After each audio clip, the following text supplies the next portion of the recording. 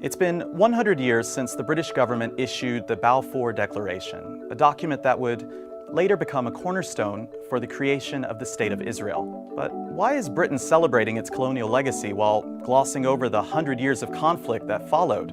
Let's go back to November 2nd, 1917, when British Foreign Secretary Arthur Balfour sent a letter to Lord Walter Rothschild, a leader in the British Zionist Federation. Balfour's letter expressed sympathy for Jewish Zionist aspirations at the heart of Zionism, a political ideology calling for Jews to return to Palestine. The Balfour Declaration said the UK would use their best endeavors to facilitate the establishment of a national home for the Jewish people in Palestine. So on that date, Zionism became an official objective of Britain's foreign policy. But the British had no legal authority to establish a home or a state for anyone in lands that they didn't own, a land where 92% of the local population were Muslims and Christians who were never consulted.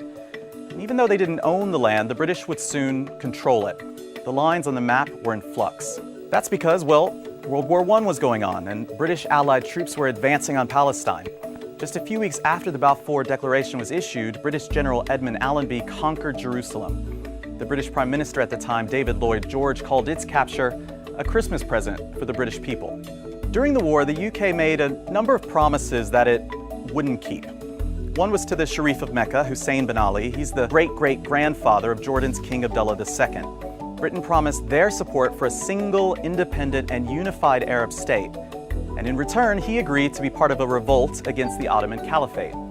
A second commitment was made to France under a secret agreement between colonial powers to divide up the Middle East between them. Under the Sykes-Picot Agreement, Palestine would be an international zone. But the agreement wasn't honored later on. Britain wanted Palestine for itself.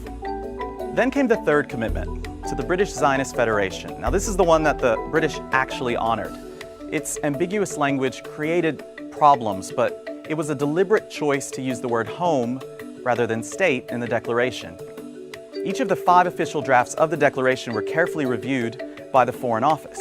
The Zionist project in Palestine was one way for the British government to resolve the problem of growing anti-Semitism in Europe. It would also protect Britain's interests throughout the region. After the war, the 5 colonial powers at the time, the UK, France, Italy, the US, and Japan, gave Britain a mandate for Palestine. The British government and the Zionist movement made sure it included the wording of the Balfour Declaration. It then became international law, and the Balfour Declaration became a legal obligation for Britain. The British Mandate of Palestine would last for 30 years, a land that was called Palestine by Europeans, Palestine by Arabs, and Eretz Israel, or Land of Israel, in Hebrew. There's a part of the Balfour Declaration that's often forgotten. It backs the idea of a Jewish home, provided that nothing would be done to harm the civil and religious rights of existing non-Jewish communities in Palestine. In fact, in 1917, only 8% of the population of Palestine were Jewish.